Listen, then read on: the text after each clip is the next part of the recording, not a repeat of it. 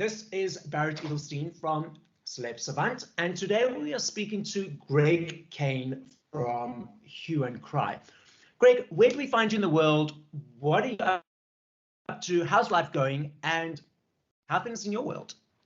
I'm coming. Oh, hello. Thank you for having me, first of all. But I'm coming from Pat and I's own studio in Glasgow, in Scotland, in the UK. You find me good. As I said to you in the pre-show, I've just upgraded all my computer systems, which sounds easy, but in practice, it's quite tough. I'm now sort of trying to figure out. I think Apple computers give you a migration assistant, but I don't want half of the junk that's on the old thing, so I'm just going to do a clean install, but I need to find logins and passwords. I mean, my brother Pat has gone on holiday for 2 weeks, so I left it up until now to do this. I should have maybe booked a holiday myself, but there you go. So let's take it now all the way back to the beginning. Tell us about the Hue and Cry story. First of all, where does the name come from? And your origins through the 80s and the whole story. Let's start from the beginning. Well, Hue and Cry are two brothers. Pat, the older brother, sings. I'm the younger brother, Greg. I play all the music and produce all the records. And there's 3 years between us. So Pat and I were at the same school. I was always involved in music, played piano since I was 9, played saxophone since I was 13. But Pat was more sort of interested in theatre and musical theatre, and he was always in the theatre productions at school.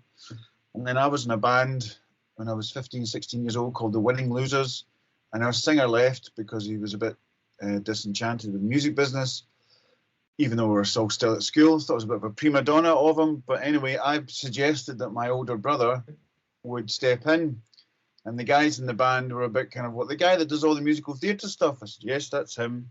They went, well, we're supposed to be a punk band. I said, well, you know, Pat's a bit as punk as you can get.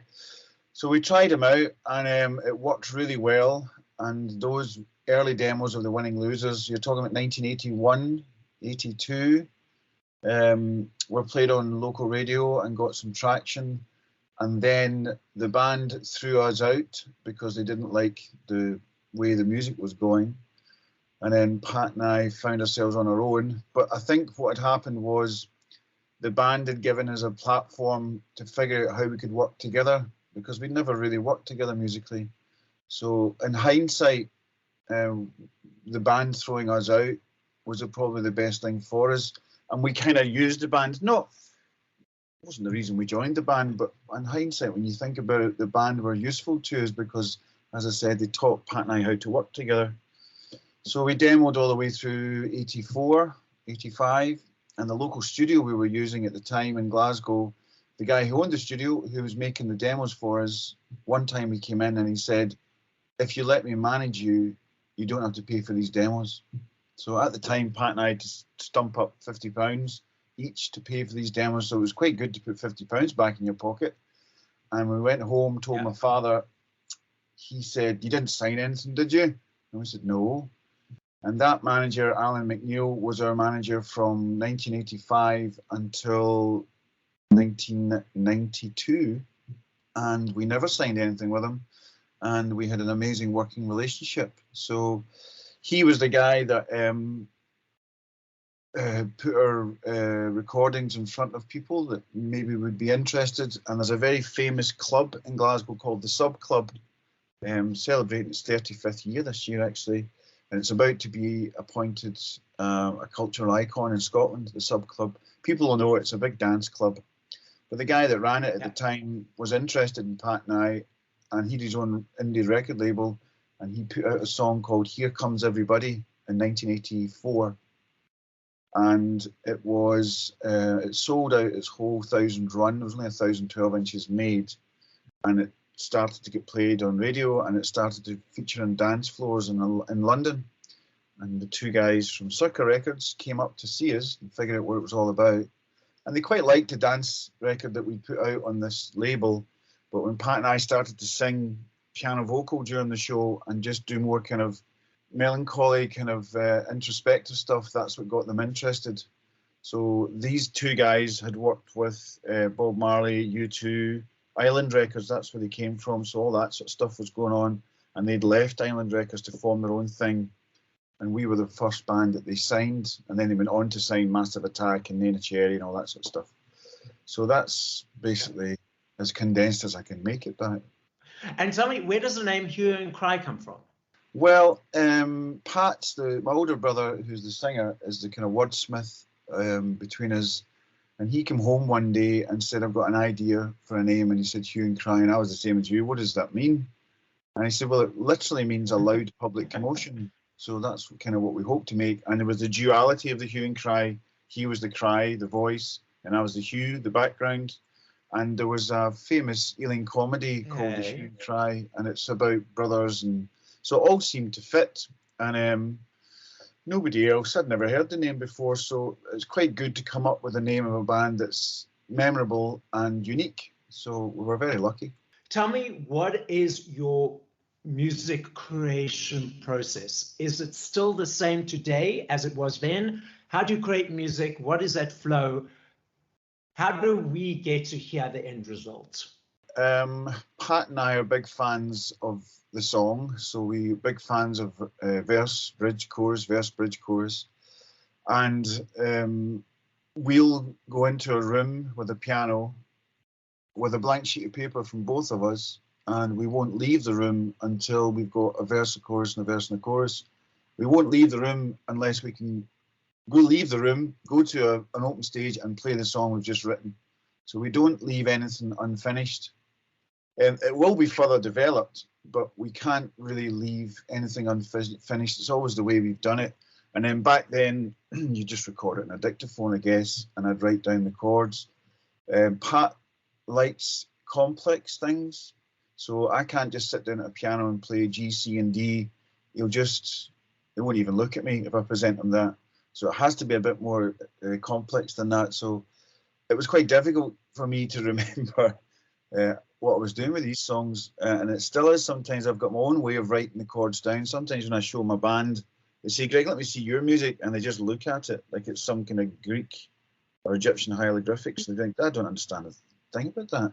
But I have my own notation way of remembering the way I'm voicing it, rather than just write it down.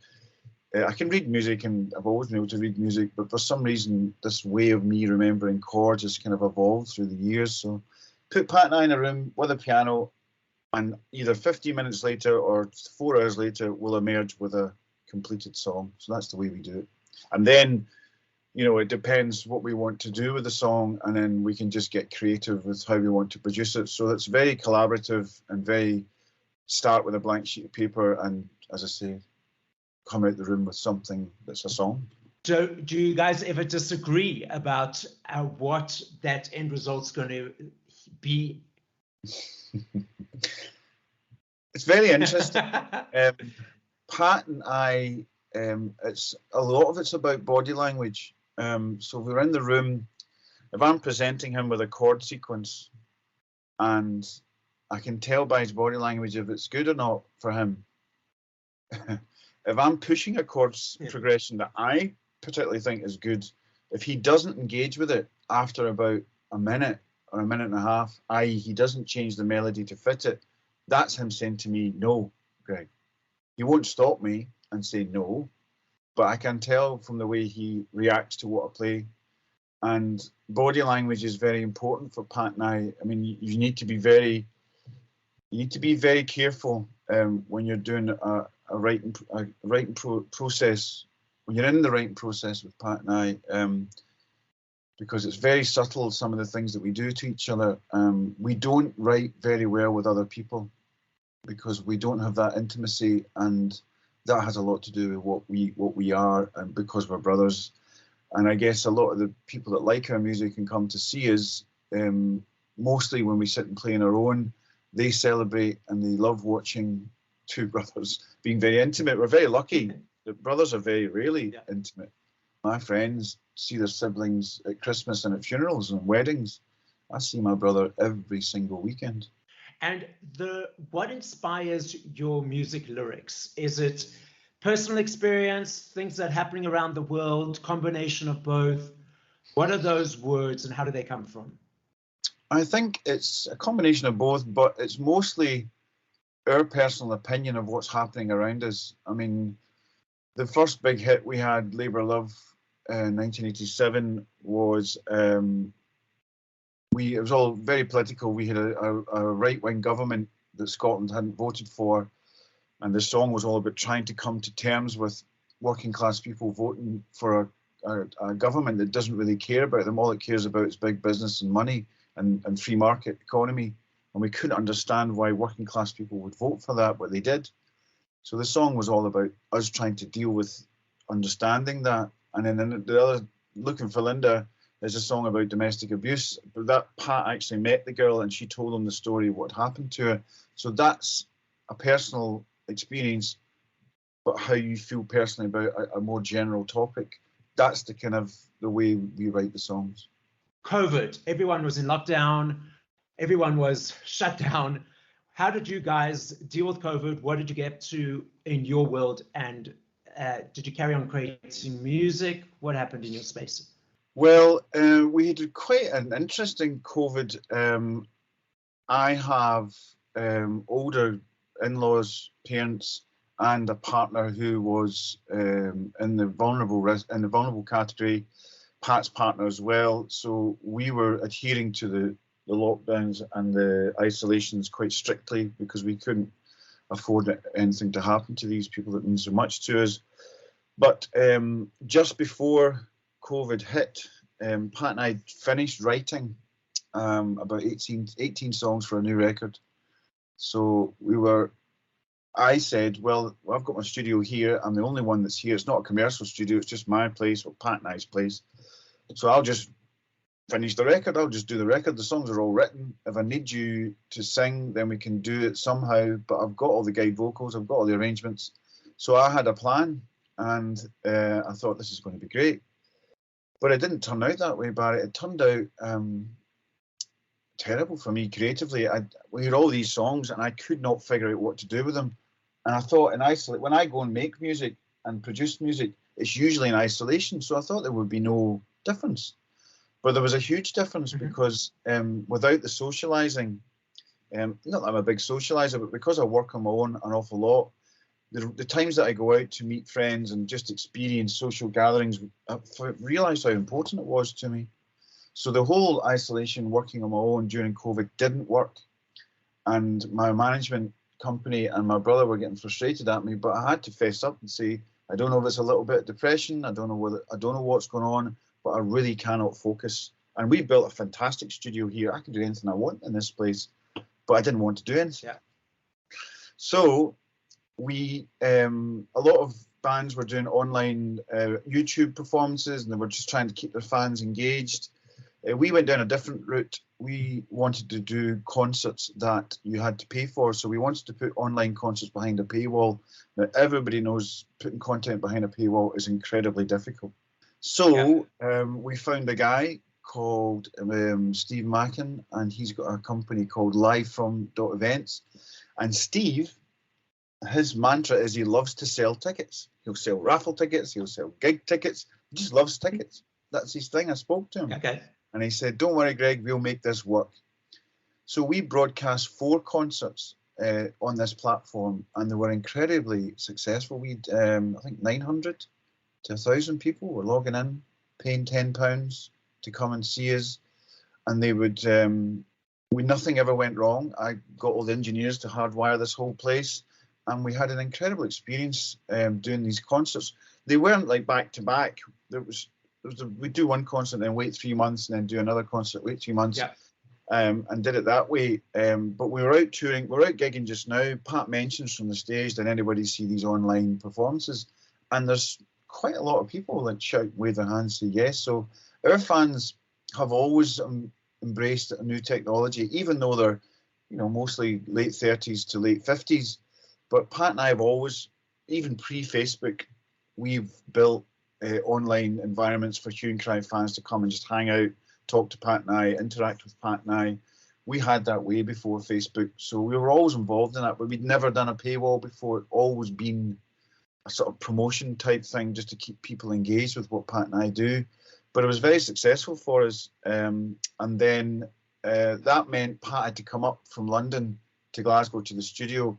That was quite difficult because the first twice I went down to get him and we drove up together in the car. It's a long drive. It's 400 miles there and back. But I suppose in South Africa, that's nothing to you guys, is it? It's like, no, that's not very far away at all. But for us, it is. But that was just to keep our bubble. And we kept our bubble when he was here. And then went back down to London again. And we were totally testing all the way through it. So it was a mixed bag during COVID. Creatively, these concerts were fantastic. Creatively, trying to make a new record that we'd written before COVID was a nightmare for me. And only now am I, that's why all these new computers have been bought to try and finish this record. But I mean, that was, I felt it was a wasted 2 years. But no, I couldn't do it. But I just didn't have the space to do it in my head. I didn't know what was wrong. And I watched other bands release records during COVID. I think Mogwai, the other Scottish band, they were quite successful. But then I watched Amy MacDonald kind of not be successful with it, and I watched Delamitri, just friends of ours, not be successful with it. So it was a bit, in a way, I'm glad we didn't release the record. I didn't finish the record and release it during COVID, because if you can't gig and tour and promote a record, it'll just disappear. It won't have any legs. Yep. You know what I mean? So yes, very frustrating generally.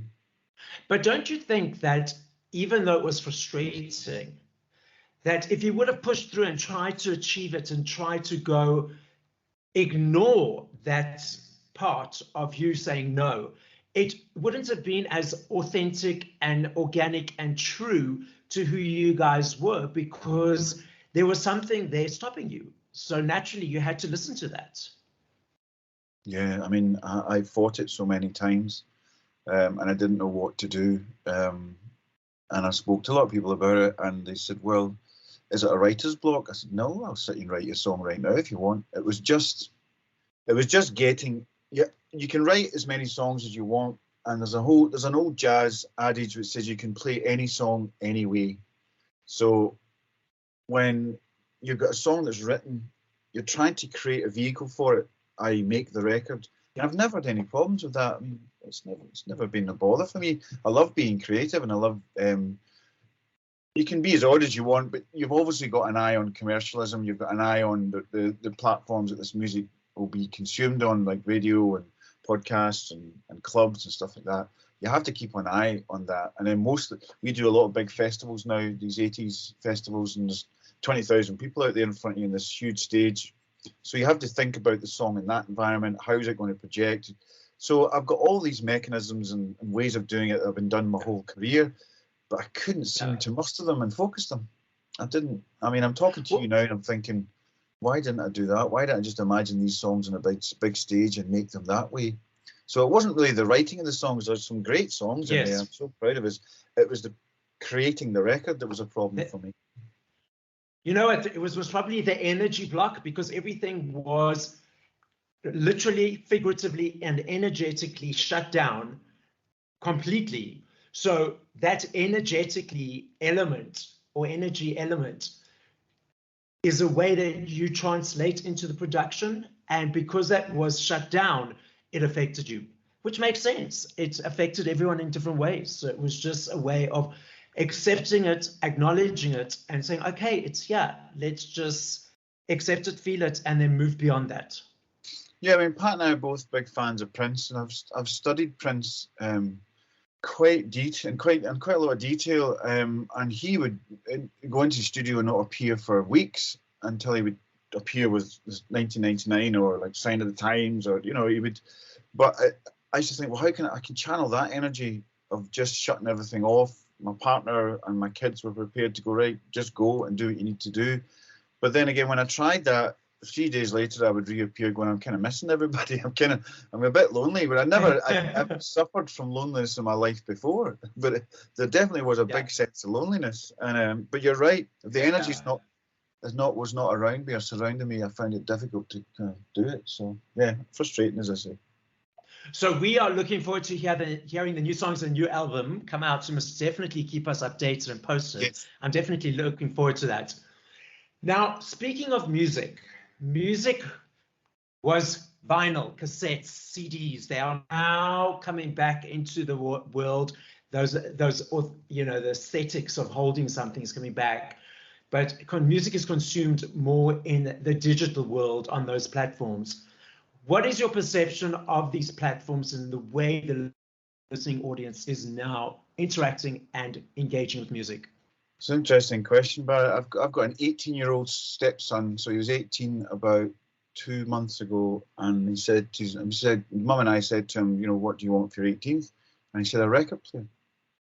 I said, what, you mean a vinyl record player? Uh-huh. You haven't got any records, but I want a vinyl. Okay. So we bought them. Nothing. Spent 200 quid on a really nice one from I can't remember the name of it. And his mum and I went to a second-hand Oxfam store. The record store's a famous one in Byres Road in Glasgow, and we bought them the best of ABBA, the best of the Carpenters, you know, Bon Jovi, yes, Hue and Cry. I could give him some Hue and Cry, and then Curiosity Killed the Cat, Go West, Elton John, Phil Collins, George Michael, all these classic 80s, 90s artists. And he absolutely loves it. He loves it. And I'm thinking, and he's going to university this year, and I said, are you taking your record player with me? He says, oh yeah. So I'm thinking, I'm scratching my head because it used to frustrate the hell out of me, a record player, but he's 18 years old. And then I concur with what Jack Black was saying a few months ago, where he made the plea to the major record companies, please open your own pressing plants.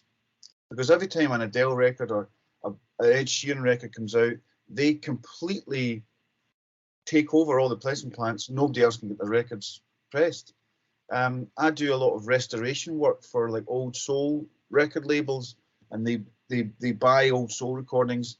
They come to me, I digitize them, restore them, take all the crackles and all the crap out of them, and then they re-release them. So their lead time now is 10 months. It's 10 months. Oh, wow. If I hand you a recording to a pressing plant and it's 10 months later, I'll get my record. So it's definitely really popular again. I'm not in that space. My son is, my partner is. When we moved into our new home, she got the listening room sorted out with a Pioneer turntable and her speakers, and really, and she stuck on the doors and told me to get out the house and sat and listened to the doors. Do you know what I mean? It's like, so there must be some. That's so funny. For me, I've got the Hue and Cry CDs. I've got them in my collection, and I still love buying the CDs. I love that action of opening the booklets and, you know, holding something.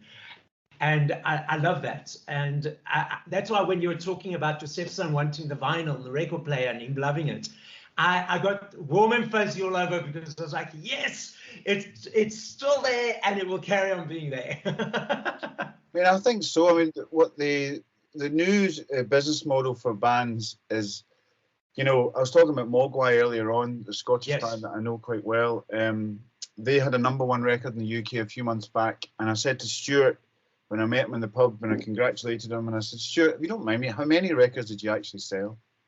And he said, 19,000. And I said, do you know what? Labour Love was #6, didn't even get to #1, and it sold nearly 400,000. So it's a completely different playing field now. But our mantra was always, if you can find 1,000 fans that can spend £100 a year, then that's enough to make a living. And £100 a year is maybe a couple of gigs, a t-shirt, or maybe a vinyl or a CD. You don't need hundreds of thousands and millions of fans to be a successful musician nowadays. So what they call it is you supersell your super fans, and they'll be more than happy to give you the money. So that's the situation that Pat and I find ourselves in. It's a bit more than 1,000, but you just concentrate on the people that are eager to get involved in you and your music. And if other people jump on board, then that's great. Our social media followers and people has never stopped rising since we started doing this in the mid-2000s. So it's a whole different landscape. And if you want to consume your music via your phone or a record player or a CD player or going to a gig, that's your choice. As the last 2 more questions, the first one is, I'm going to be putting you on the spot right now. And that question is, of other artists, what is your top 5 songs, just off the top of your mind, your 5 favorite songs from 5 to #1? What are those songs and by which artists? I'm putting you on the spot though. All right, 5 to number 1. Yeah. Definitely Mountains by Prince from his Parade album. Yes. Papa's Got a Brand New Bag by James Brown. Anything off Talking Book by Stevie Wonder. What else would I be listening to? I need to think of a ballad then, won't I? I love Fix You by Coldplay. It's a beautiful song. Love Yes, that is beautiful. Yeah. it.